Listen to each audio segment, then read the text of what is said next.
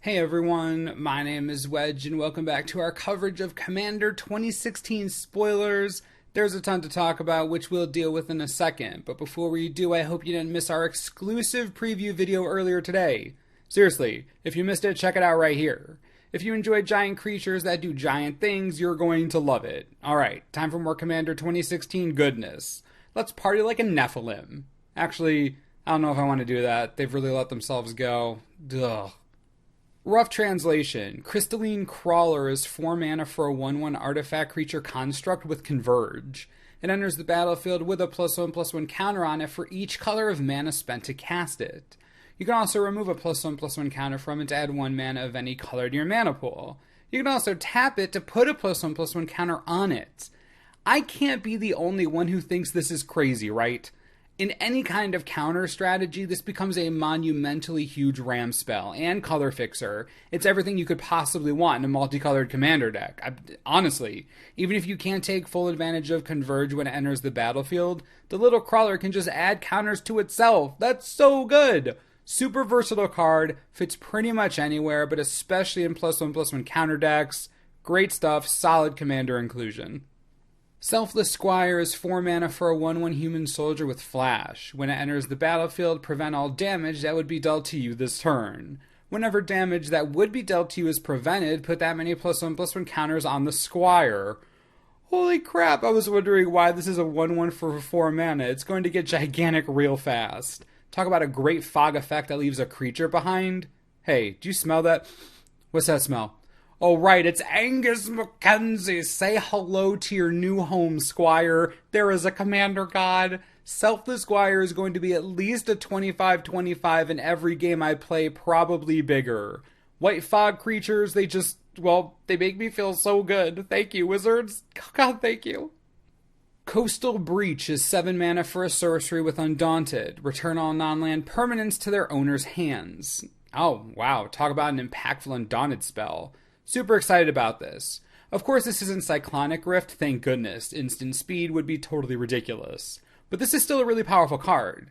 Undaunted is going to make this cost 4 or 5 mana, and I'll take that all day. A solid commander inclusion for the foreseeable future. Another staple for the format. Easier to cast Devastation Tide most of the time. I'll take it.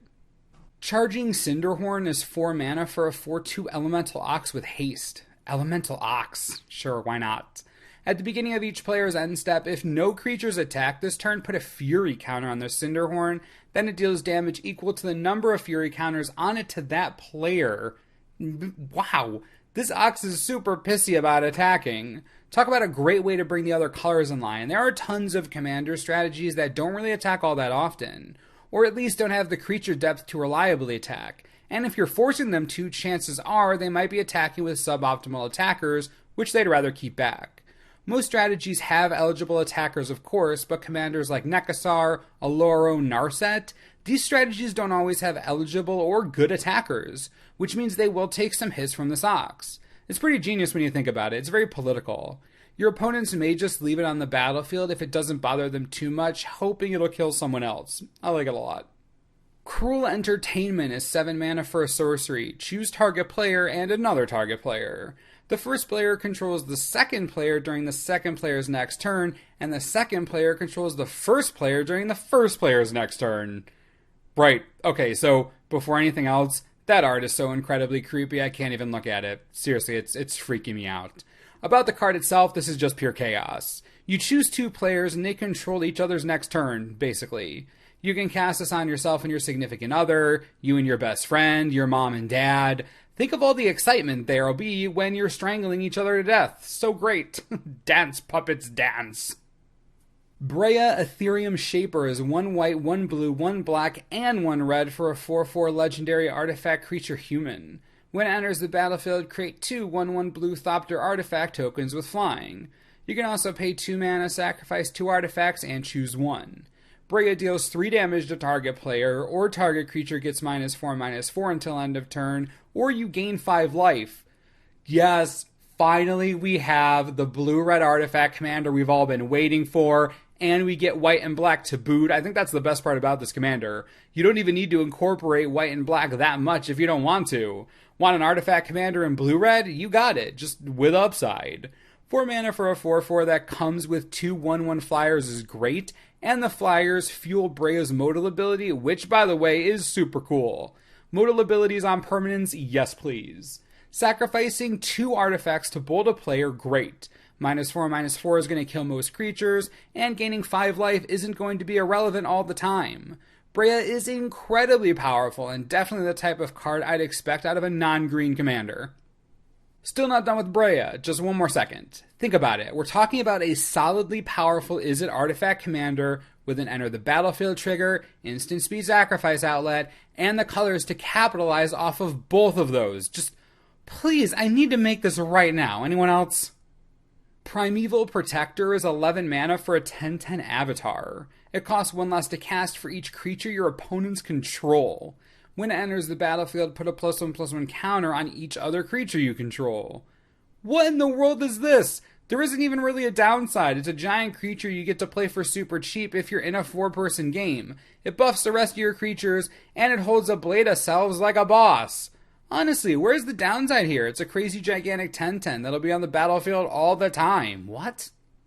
Rayhan, Last of the Obzan is 1 of anything, 1 black and 1 green for a 0/0 legendary creature human warrior with partner. It enters the battlefield with 3 +1/+1 counters on it.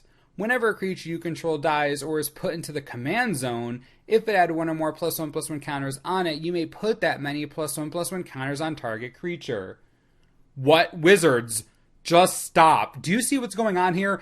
This is modular for your entire team and includes non-artifacts. Rayhan is absurd. Gabe is actually going to have a coronary. Really, any deck running Doubling Season. Think about the sheer amount of +1/+1 counters that are going to be running around. Skullbriar, Kresh, Mazarek. There really are just too many commanders to count that can synergize with this. Rayhan is a commander staple forever. It's insanely strong. Wow. Saskia the Unyielding is 1 black, 1 red, 1 green, and 1 white for a 3/4 legendary creature human soldier with vigilance and haste. As it enters the battlefield, choose a player. Whenever a creature you control deals combat damage to a player, it deals that much damage to the chosen player. Hey you, yeah, you with the face, I hate you, take all the damage. Another card that is hilarious with Blade of Selves and Mirror Gallery. Oh god, that's so funny. Now the power is pretty low at 3/4, but I don't think that matters all too much since you're essentially netting double damage. Also, something to keep in mind, if you attack the player you chose, you still deal that extra damage, so go nuts. Of course, if you're into playing Commander and not playing blue, then, we can't be friends anyway, so whatever. Tymna the Bloodsower is 2 of anything, 1 red and 1 green for a 2/2 legendary creature elf druid with trample and partner.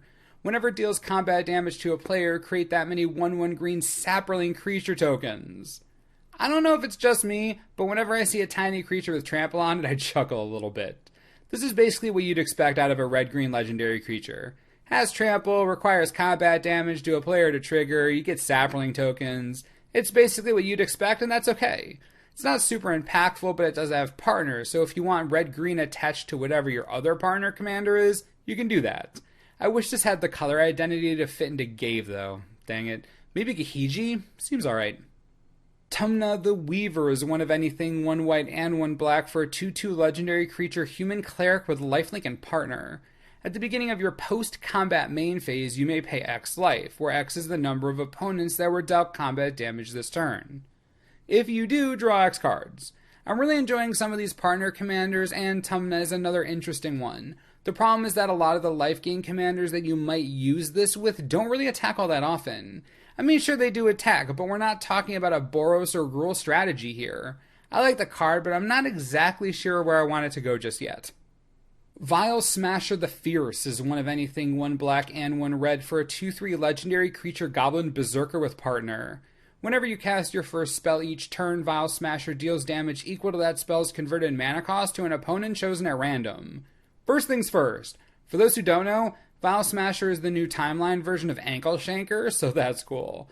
If we're talking playability, we're looking to punish our opponents, which means dealing fast and big damage. Great inclusion in something all-in like Rakdos or Karavek for spell punishment. It's a good theme. Since it has partner, you can pair it with one of the blue or black legendary creatures and use delve spells to really dome your opponents.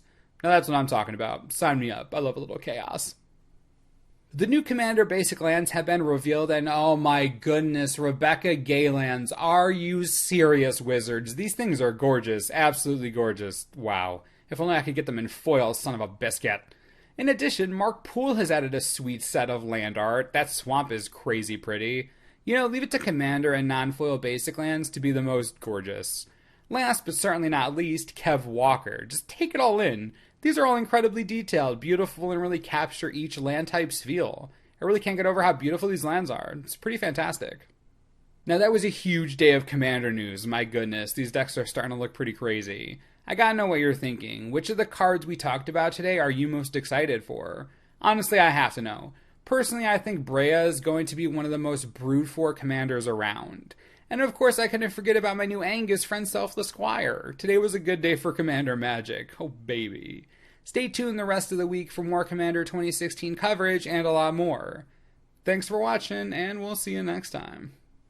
This video is brought to you in part by TCGplayer.com. We've seen so many great Commander staples so far, and there are plenty of existing Commanders that will benefit from them.